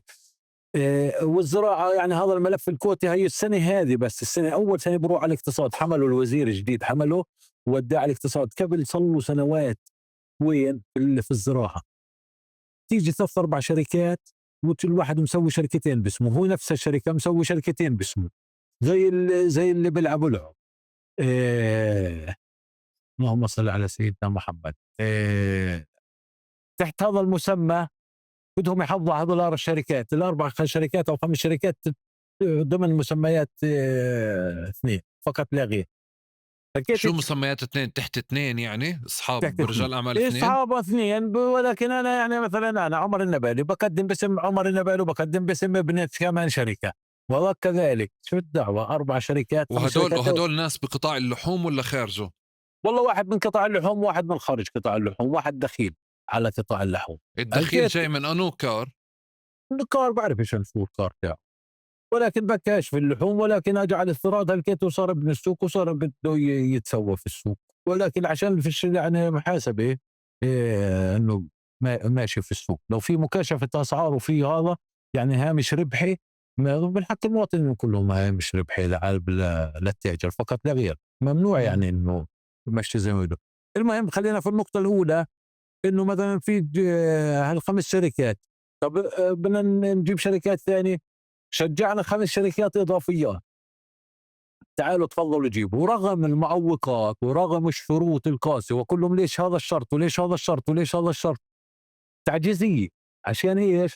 ما تقدرش تجيب، بتضل حكر لاثنين إمم. وثلاثة وأربعة إمم. وخمسة، إمم. هيك تضل حكر مسكر عليها. جبنا 5 شركات. الكاتب بتقدم الشركة الإذن في شهر 12، بتم إعطاء الشركة الإذن الاستيراد وينتا في بداية السنة من أول واحد. صحيح ماشي شنو البروتوكولات هي. ضلوا يماطلوا فيهم يا اخي يا اخي يا ابو الحبه، يعني يماطلوا فيهم ل 18 3 في هذاك العام 22 او 23 يماطلوا فيهم 18 3. ليش يا وزير ليش يا وزير ليش يا وزير؟ قلت لهم لانه انتم ما بتشمش حدا يجيب. وبكت كل شركه من الشركات حاطين كفاله بنكيه 50,000 دينار اردني. 50,000 دينار اردني حاطين، هذا من ضمن الشروط. ما هم في البنك بحط كفاله بنكيه شيك بنكي 50,000 دينار عشان بدك تجيب بضاعه، خوف ما تجيبش وانت حجزت جزئيه من الكوته إمم. فبيحجوا عليك 50,000 دينار. طيب حكيت لما اخروا له 18,000 بكى اللي ضرب واللي هرب وانتهى. لا عارفين يجيبوا ولا عارفين، مع عندنا مناسبات وعندنا مناسك. حكيت بدك تجيب مثلا انت لموسم رمضان، بدك تجيب لموسم عيد الاضحى، الله اكبر العزه لله، بدك تجيب يعني مش لاي وقت. حكيت ضربوهم الضربه هين، وقفوا بطنته ما قدروش ما جابوش. اما اخروهم التاخير ل 18,000 طب رجعوا لنا المصاري، ما رجعوا لهم مش ولا ردوا عليهم ولا. حكيت اني شركه بتسخى تقدم، وانت اذا قدمت بدهم يحطوا لك عراكيل، بدهم يحطوا لك عراكيل ويعرقلوك عشان انت ما تقدرش تجيب ولا. الكاتب يعني 50,000 راس بالعربي، يعني 50,000 راس في عند الفلوس بترخص النفوس. يعني في موظف لما بده يمشي إشي وبده يمشي لجنة لو 10 دنانير أخذ على الراس، و50,000 راس ب500,000 دينار. يعني هذا مبالغ مش بسيطة، بس بتبيع دينه وضميره، بينسى إنه في رب، وبينسى إنه في ضمير، وبينسى بيشوف مصاري بس، بصير منظوره بيشوفش إلا زاوية الفلوس، بيعرفش إنه في دين وفي ضمير وفي آآ لازم يكون صاحب موقف ومبدأ أحسن من الفلوس، بيعرفش هذا الحديث، بفكرش هيك أصلًا، هو بفكرش. يعني باقول لك ما في فرق من المبدأ الفكر، لو نحن عندنا انتماء وطن، أما انتماء جيب، الانتماء المادي هذا مشكلة، الانتماء الوطني شيء ثاني. أنا حريص وباحب، بدي يكون عندي وطن، وعندي بنعيش بحرية وكرامة، وأنا وأبناء شعبي وأبناء مجتمعي. الصداقة بده يلم مصاري، مصاري، مصاري، هذا هدفه الفلوس. طيب آه. أبو ليث بذات سياق الحديث عن الحكومة والإجراءات هذه، البعض بيقول إنه في ضرائب رسوم جمركية محطوطة بتوصل فعليا، يعني بتزيد سعر الكيلو لحد $2، يعني 7 شيكل 8 شيكل صحيح، تقريبا، هيك شيء. صحيح. وهدول من حق البني آدم، من يعني بالوضع اللي الناس عايشته فعليا هدول من حقها يعني. نعم. انت بتشوف انه في رسوم جمركية اليوم ممكن اجرائيا لحد ما تنحل هاي لعبة الكبار؟ آه. واضح لي انك انت بتحكي على لعبة بدها كمان كبار يعني آه. تنحل. انا كمواطن لما بدي اشتري كيلو لحمة، جزء من المصاري تبعتي اللي قاعدة بتروح باتجاه فعليا ضرائب باتجاه الحكومة، انا ما باخد اشي مقابلها، في اشي من حقي انا هون كمان على مستوى صغير مظلوم فيه. نعم صحيح. بالنسبة للجمرك، في عندهم الإسرائيليين بياخذوا الجمرك 7 شيكل و4 قرات على الكيلو. يعني الخروف ال40 كيلو اللي أنا مستورده من البرتغال بده يكلفني 200، يعني 4 في 7 28، يعني تقريبا 288 شيكل بده يكلف الجمرك تاعه. حكيت أنا شو طرحت على الحكومة، على الوزارة، قلت لهم أنا تاجر، أنتم بكوا في القبل بكوا طارحين الانفكاك الاقتصادي على وقت حكومة الشتية، بقى في يعني ملعوب، ويكون بدنا نسوي في انفكاك اقتصادي، انفكاك اقتصادي. قلت له احنا جاهزين والله، بنعيش على الزيت والزعتر، بس الدور عليكم، انت اللي بدك في اليوم لحمة راس عصفور توصل، لا احنا جاهزين بنعيش على الزيت والزعتر. حكيت، رفعنا لهم الكيت هذا في الفترة هذه الأخيرة، قلنا له يا أخي عشان السلعة غالية والحكومة دائما بتدعم هذه السلعة، ارفع الجمرك. أنا كتاجر فلسطيني بنزل على الداخل المحتل بشتري بضاعة، بشتري 100 خروف مثلا، بديش أجيبها من البرتغال، بجيبها من إسرائيل وبدخلها هنا على الضفة الغربية، شو برجع لحكومتي في شو؟ بركة مقاص الضريبة فقط لا غير، فيش جمرك. جمرك مين ما ياخذه؟ الإسرائيلي. انا اشتريت بضاعه من السوق الاسرائيلي، ما اشتريت من السوق امم. لا. طب انت شجعت على الانفكاك الاقتصادي، وشوف التضارب والتناقض. انا طلعت على البرتغال جبت، بلاقي في طريقي مين؟ بلاقي الاسرائيلي في طريقي. عشان انت تسهل علي، الاسرائيلي ما هو قاعد بكشر، اخذ مني الجمرك. حكيت الجمرك اللي اخذوا مني الاسرائيلي برجعوا للحكومه تاعتنا، باثر رجعي باثر. طب انتوا اخذوه منا من هين، رجعوا لنا اياه من هين وبيستكفوا بالضريبه، وفرضوا علينا سعر. لما انا بجيبه ب 6 يورو 22 شيكل وصل لظهر السفينه، 25 شيكل حجر الصحي، 20 شيكل اجره الخروف من للضفه الغربيه. هي يعني لما تجيب الجمرك 75، يعني كثير على هذا، على 40 كيلو $80 مزبوط حكيك، او $75، $2 على الكيلو.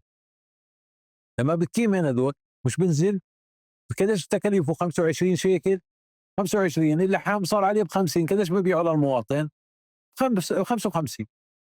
اي واحد بيشتري لحمه ولا لا؟ صحيح؟ بيشتروا لحمه ولا بيشتروش؟ اليوم سعر اليوم قديش؟ اليوم افضل خروف في اسبانيا وفي اوروبا في البرتغال 6 يورو. لا واصل عندك انت اليوم قد ايه بتبيع؟ لما بتقول لي انت بتبيع المواطن ب55 بمعادله جديده انت قلت لي اياها، قديش اليوم بتبيع؟ معادله جديده اذا جبته انا من الخارج بدون جمرك. فاهم فاهم. البرتغالي 6 يورو، الروماني الهنغاري الصربي 5 يورو، ال5 يورو ضرب بطلع 20 شيكل. البرتغالي والاسباني 22 شيكل، مع اجره السفينه، مع الحجر الصحي، مع اجره النقل من الداخل للضفه الغربيه، هي 25 شيكل. خليه يوصل.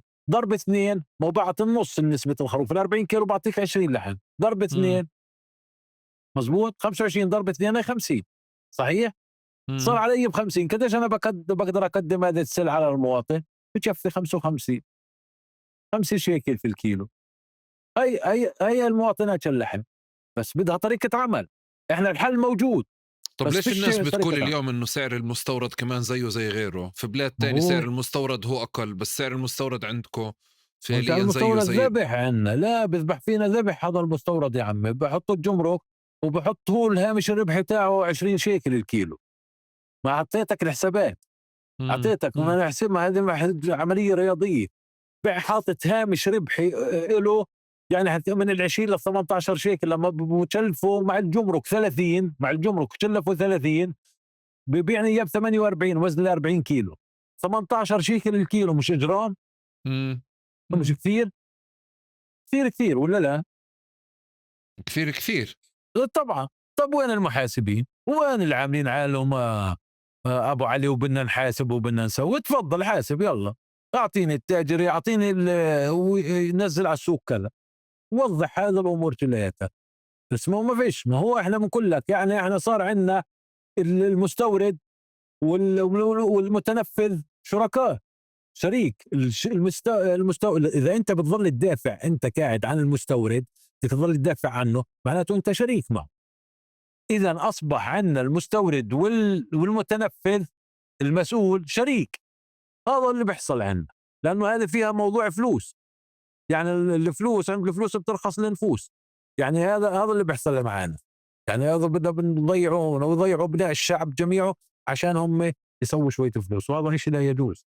شيء لا يجوز. احنا بنقول المصلحه العامه لازم هي اللي تكون طاغيه على المصلحه الشخصيه. المصلحه الشخصيه لا تذكر امام المصلحه العامه. مين انت تسوي لك اي قيمه ولا اعطيك اياها؟ احنا في مصلحه عامه، والشيء ط- مصلحه الشعب فوق كل شيء. طب ابو الليث، الناس شو بتساوي اليوم؟ شو البدائل تبعتها؟ الناس مغلوب على امرها، الناس مضروبه على روسها، الناس كيلو اللحم المجمد اللي بكى ب 20 اليوم ب 35.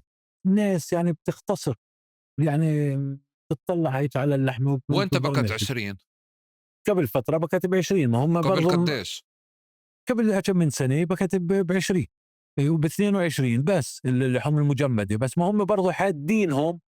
مثلا وزاره الاقتصاد لتجار المجمد ممنوع تدخل على الضفه الغربيه، على الضفه الغربيه الا 7000 طن من المجمد، 7000 طن، وغزه 5000 طن. فبالحاجة الضفه الغربيه بحاجه ل 20000 طن. ما نمو سكاني بخوف وفقر برضه مدقع. نمو سكاني وفقر، وانت 7000 طن في ضمن الاتفاقيه ملزق فيها، لازم غيرها. غير الاتفاقيه. كل ديش ماشي، انت مالك ومال، ان شاء الله بدي اجيب اشتري سمك البحر، انت مالك ومال. احنا اللي طب بدنا هو نروح. هو هو هو بقول كمان الاسرائيليين اللي مش سامحين لي. ما انا بقول لك، هو الاسرائيليين مستمعين له خاطرهم، لقمه مم. عيشنا بدنا نوصل. بدك تطعميني قد ما بدك، بزبطش. بزبطش. انا لازم اوصل قديش انا بدي وشو النوعيه اللي بدي اياها. انا اوصل على كيفي مش على كيفك. بكيف الانسان برضه لازم يكون صاحب مبدأ وصاحب قرار. الانسان احنا اصحاب القرار، احنا اللي بدنا نقرر شو بدنا نجيب نوتل ونشرب بزبطش هيك. نقدر زي الغنم هيك زي الغنم ماشي وخلاص. بزبطش. الشعب شو بحاجه انا بدي اجيب، شو سوقي بحاجه انا بدي اجيب. انا ما هيك بديش اضل مقيد تحت آه، جناح. بزبطش برضه. هذا مقومات حياه ومقومات شعب برضه بدها شويه. ابو الليث، خدني لتحت عندك على الملاحم وكل لي على اوضاع الناس. كانوا يشتروا مثلا، كانت يشتروا هالقد، صاروا بيشتروا هالقد، انماط تغيرت. كانوا بيشتروا خروف صاروا بيشتروا كذا، بطلوا يشتروا كذا، بالاسبوع بيشتروا كذا، خاصة في رمضان هسه. يعني نعم. اذا بدنا نرجع بين رمضان هسه ورمضان قبل 5 سنين فرضا، نبعد شوي عن الكورونا ونبعد كمان عن يعني الإبادة. بدناش نكون نبعد ل 5 سنين عن السنة الماضية. يعني رمضان كان منتعش والناس يعني في وضع مريح وفي وضع اقتصادي وفي أيدي عاملة وفي يعني السنة هذه أجا غلاء فاحش، وأجا احتكار للسوق مريب، وأجا يعني شلها مع بعضها ضربة، وأجا في عدم رقابة. يعني كان عمل الميدان الحكومي كان على أرض الواقع كان سيء جدا، سيء جدا. وأنا يعني فترة العلاج لما تطول هي بده يخلص شهر بده يخلص واحنا مش معالجين الامر. طب الناس بدها توصل، وانت يا وزير بدنا نعالج. حطيت على طول لحد ما درست الاوراق، شوف انه صح في هذا ممكن نعالج 1 2 3 4، تفضلوا تعالوا نعالج على ارض الواقع على طول. بكره السعر بينزل. اذا انت جبت المستورد، اذا هو جاب المستورد مثلا وقال له ليش انت بدك تضحك علينا؟ انت بدك تضحك علينا، هذا بكلفك 20، بكلفك 25، بكلفك 30، ليش بتبيعه ب 48؟ ليش؟ هذا مش لازم يحاكم على هذا الحديث؟ أو لازم يتحاكم على هذا الحديث. هي بكره بينزل السعر، بس هم يتحركوا ويحركوا حالهم، بطريات بينزل السعر. الملاحم في حيرة من أمرها. الملاحم الغالي ما بنباع مرتين، بتواجه في يعني في أزمة خانقة وحقيقية. يعني الناس مش قادرة توصل، مش قادرة تشتري. يعني برضو المولات إلها تأثيرها السلبي، أثرت كثير على الملاحم. يعني الناس بتدشر الملحم وبتروح على المول بتشتري، لأنه نقص في السعر كثير، يعني في فرق شاسع. احنا حقيقة يعني أعطينا معادلة رياضية بالنسبة للخروف. احنا كل طمعتنا بهامش ربح اللي نعيش، ما بدناش فلوس ولا بدنا نحوش مصاري، بدنا نعيش فقط لا غير. لقمة العيش إلا نحافظ على تواجدنا في أرضنا و... ونعيش كباقي أبناء شعبنا، ما بدنا أي شيء ثاني. وعدينا الجدولة هذه ودينا على الوزارات وللحكومات والمسؤولين كلياتهم بالطريقة المثلى و... ولكن يعني ما فيش علاج عارض الله، طب فيش علاج. معلش مرة تانية بدي أرجع أذكرك بسؤالي. نزلني على الشارع عندك على الملحمة، بدي أقعد عندك وأتفرج على مشهد كلي على أنماط عيال تغيرت، ناس أنت كنت تعرفها عينيا يعني من غير ذكر أسماء ولا إشارات، بس نعم. بدنا نعرف هيك إنه كان في عيلة بتشتري بالشهر هالقد صارت هالقد، عيلة تاني كانت هالقد، نعم. مدرس، موظف حكومي، موظف مؤسسة، ولا حدا بيشتغل بقطاع خاص، بس عشان نعرف نمسك مسطرة هيك نفهم عليك أكثر. نعم، الكتاب بالنسبة للملاحم المبيعات نزلت عندها من الجنبين. خلينا نقول خلينا في الفترة هذه يعني 50% نزلت، بدناش نقول أقل أو أقل، يعني بجوز نزلت 60%، ما ظلش إلا 40%، خلينا نقول 50%. بالنسبة للأيدي العاملة، يعني اللي كان يشتري يعني اللحوم اختصرها وبطل يشتري اللحوم لأنه ما فيش أيدي عاملة. بالنسبة للموظف الحكومي، الموظف الحكومي اللي بتقاضى معاش 2000 شيكل 3000 شيكل، وممكن انه مستاجر دار ويعني ممكن او عنده عيال، يعني ما بتشف انه شغلات الاساسيه. وهذه اللحمه صارت عنده يعني اشي كثير. لما بده يجيب لحمه بده يعمل جمعيه لما بده يشتري كيلو لحمه، يعني في حيره من امره. إيه بنيجي مثلا موظفين وكالة الغوث، يعني برضو وضعهم ضعيف. بنيجي مثلا لأصحاب المحلات في الأسواق، لأنه الوضع الاقتصادي متردي عندنا، يعني بطلت المشتريات زي قبل. يعني كان صاحب مثلا المحل الأواعي، محل الخضرة، محل السمانة، أي محل في من الناتج تاعه من بيعه يشتري لحمة، وأنا أشتري سمانة. وهذا ما هو كلنا رزق الناس على الناس ورزق التشيل على الله، مش هيك؟ ولكن إمم. احنا حكيت يعني الناس كل شرائحها وضعها ضعيف جدا. يعني حتى الموظف الحكومي ما بتقاضى غير 2000 مثلا 3000 شيكل، يعني ما بعطينه حياة كريمة انه يعيش فيهن يعني بطريقة حلوة ومنيحة، انه يوفر كل هذه السلع لابنائه. او هذا يعني في الغلاء كثير عندنا مش طبيعي. بليث الناس لما بتشوف مقابلاتك وبتحكي بتحتار فعليا احيانا انه انتم نقابه اكثر للدفاع عن التجار ولا الدفاع عن المستهلك الاخير، لانه حتى من اسمها نقابه اصحاب الملاحم. نعم. فانتوا بتقاتلوا برؤوس الاموال اللي قاعده بتقهر فيكو وبتقهر في المستهلك، وغايتكم انه انتم ترجعوا حصتكم من السوق، ولا غايتكم الاكثر فعليا انه انتم كمان مستهلكين وعيال كمان بتستهلك لحمه؟ صرت أنت فعليًا حتى صاحب اللحمة استهلاكك للحوم تغيّر بالوضع نعم. نفسه اللي قاعد تشرح عنه. صحيح. صحيح، أنا في نهاية المطاف أنا مواطن زي مثلي مثل يعني صاحب عيال. إذا أنا لحام ابني مثلا صاحب أسرة، وابني الثاني صاحب أسرة، وجاري وأخوي يعني مش إحنا مواطنين في نهاية المطاف؟ إيش يعني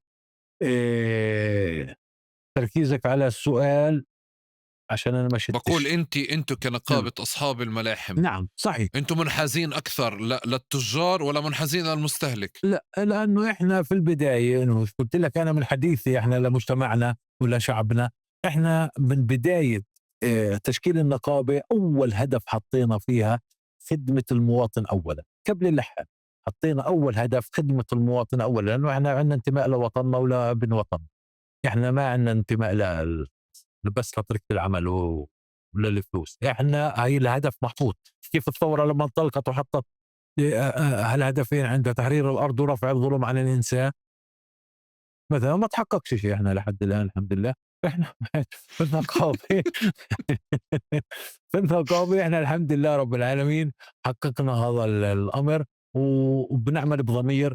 يعني لو ما توقعش على أرض الواقع وما نفعل ونعمل فيه، لأنه القانون بنص عليه برضه، وهذا انتزعناه هذا الحديث من المسؤولين. فبقدر هم الشعب خصيمهم يوم القيامة ويوم الدين قدام رب العباد، انهم هم اللي ضروا الناس وهم اللي طعموهم للمستورد، طعموهم لفلان. لانه اللحام آه، زيه زي المواطن، ولكن احنا يعني زي ما بقول لك احنا حطينا خدمة المواطن اولا، واحنا بنرجو من الحكومة انها تخدم المواطن اولا وما تتطلع على ماشي. المسؤولين. بخصوص المواطن، انا شوي انا في البرنامج عندي في تقارب بضل اكسر الشعارات اللي موجوده. المواطن اولا. انا نعم بس بقول انت كمان مواطن. نعم يعني سابقا كان يكون ممكن عندي طوشي معك انت كصاحب ملحمه كلحام، نعم بس نعم لما شفت انه في حوت اكبر قاعد ببلعك وببلعني فصفيت شوي متضامن معك. اه بس انتوا كمان، لانه انا بشوفكم بمعادله كمان انه يعني وانت قاعد بتحكي قاعد بفكر حتى انت بالطريقه اللي قاعد بتقولها انا متاكد انه انعكس عليك. يعني نعم عندك لحمه بس كمان استهلاككم بالدار بقرايبكم نعم بالمحيط اللي موجود فيكم كمان تغير هذا الاشي. بس انت صحيح بتحس هلا انه الطبيعي نقابه اصحاب الملاحم هي بتدافع عن شريحه من هذه التجار، بس صح وصلتوا لمحل انه انت شايف الموضوع المواطن عم بتضرر كثير كثير، وانت كمان صرت تنضر معه، فصار فعليا في اشي مختلف عن اول. نعم. الضرر مشترك، الضرر مشترك ما بين اللحام وما بين المواطن. المواطن مش قادر يشتري، واللحام بضل اللحمة يدخلها على الثلاجة ويطلعها لبرا على العرض يعرضها، بيعش بدخلها على الثلاجة وبعود يعرضها. إذا الضرر مشترك، لا هذا قادر يوكل ولا هذا عارف يبيع. فهنا الضرر بوقع على الطرفين، والضرر الأكبر بوقع على اللحام، لأنه رأس مال هذا يعني بضاعة غالية ومثمنة لازم تلم حتى. عشان هي في محلات كثير من الملاحم يعني وضعها في مديونيات عليها، ووضعها يعني مش في السليم بالنسبة ماديا. يعني في مديونيات أصبحت عليها لأنه مش قادرين، يعني محلات في عليها مصروفات وما فيش مبيعات. يعني فالأمر يعني بصير صعب على اللحام إنه ما يتماشى في هذا الأمر، هذا الموضوع. طيب انا بدي اترك لك المايك. بالعاده في نهايه الحوار بترك المايك للضيف نعم. مساحه حره يحكي اللي بده اياه فعليا مع المستمعين والمشاهدين. إذا بدك أي زاوية معينة بننطلق عليها، لأنه إحنا حكينا في كل الزوايا، انا ولكن بدي إحنا كل الزوايا اللي حاسس ما تغطتش كويس، او في اشي بدك تغطيه، او في اشي بدك إذا تضيفه او بدك أنت تنفيه شيء او معين تاكده. ركز عليه بركز عليه. ما في الموضوع عندك انت حاسس مش لازم، اذا غطينا احنا كل اشي خلص. بس اذا حاسس انت في اشي محدد يعني بدك تشاركنا اياه كمان، او رسالة توجه لنا اياها، بنوجه رسائل وحديث مفتضب. يعني أنا تفضل. احنا تشرفنا بمعرفتكم، وهذا شرف إلنا انه نشوف هيك اهتمام من الاعلام، واحنا بدنا الاعلام يهتم اكثر فاكثر تجاه هذه المواضيع الحساسة والمهمة للمجتمعات بغض النظر وين كانت. ولكن بالاخص فلسطين، لانه فلسطين بتعيش تحت الاحتلال وبدها عمل دؤوب اكثر من المسؤول ومن المواطن والتعاون الخارجي. واحنا بنامل انهم يعني في الخارج يمدوا لنا ايد العون بالنسبه للزراعه، يعني اكثر شيء بالنسبه للزراعه، من اجل انه احنا نقدر نعيش. وبدعو هنا احنا برضو حكومتنا انها توقف عند مسؤوليتها وتكون تصرفاتها جاده تجاه أبناء شعبها، وتكون حازمة مع كل واحد بحاول يضر في أبناء شعبه، لأنه هذا سوق وهذا سوق مجتمع، والمجتمع من حقه أنه يعيش بأريحية وتتوفر له كل السلع شو بيحتاج. بتوجب على الحكومة توفرها. والحكومتنا يعني أنا بشوف أنه بتجيب آلاف السلع عن طريق الأردن. مش غلط إذا برضو استوردنا اللحوم عن طريق الأردن، احنا جاهزين نستورد عن طريق الأردن، ومن كل المحافظات بدهم يستوردوا ويجيبوا، ولكن ما عندهم استعداد يستوردوا عن طريق الإسرائيليين. إحنا يعني ما بدنا يضل السوق حكر لعدة أشخاص مسيطرين على هذا السوق بهذه الطريقة، وبدناش للموظف إنه وقف عند مسؤوليتك وعند ضميرك وما توقف عند المصلحة الشخصية لأشخاص معينين، وقف مع المصلحة العامة اللي أنت موظف من أجلها وبتتقاضى معاش، واعرف إنه في يوم دين رايح تتحاسب ويكون كل الشعب خصيمك، وين بدك تروح يا حزين من كل هذا الشعب. فلازم انت تكون لطيف في نفسك وترحم نفسك، ما يعني مش عشان الشعب. واحنا بنأمل والامل في وجه الله، والله يلطف فينا، وان شاء الله ربنا يخلصنا من هالاحتلال اللي نعيش احنا بطريقتنا وبحياتنا وبهمتنا زي ما بدنا. وان شاء الله ربنا يجمعنا في جميع دولنا وامتنا العربيه والاسلاميه، ونعيش عيشه كباقي شعوب العالم. احنا بنحب الخير لكل شعوب العالم، ولكن احنا شايفين انه في اجحاف بحقنا كشعب فلسطيني. ما في وقفه جاده من كل دول العالم بحقنا، مع انهم بيعرفوا انه احنا اصحاب حق، ولكن يعني مجحفين بحقنا، وللاسف الشديد يعني لهم بيناشدوا في الحريات وبيناشدوا بقولوا، ولكن احنا على ارض الواقع ما احنا شايفين هذا الحدث، وواقفين مع الظالم ضد المظلوم. واحنا شعب من 48، خلينا نقول بدناش نقول قبل على وقت الانجليز، خلينا نقول من 48. واحنا بنعيش في ظلم، واحنا بنأمل والامل في وجه الله انه ربنا يخلصنا من هذا الاحتلال اللي جاثم على صدورنا. آه، إن شاء الله خير، وشعبنا يرحم بعضه، إن شاء الله يرحموا نفسهم شعبنا ويوقفوا مع بعضهم ويبنوا مجتمعهم ويبنوا وطنهم بالتكاتف والتعاضد ولغة الاحترام تسود ما بين أبناء الشعب أفضل من كل شيء. وكل عام وأنتم بألف خير. يعطيك ألف عافية وشكرا جزيلا. الله يعافي قلبك، حياك الله.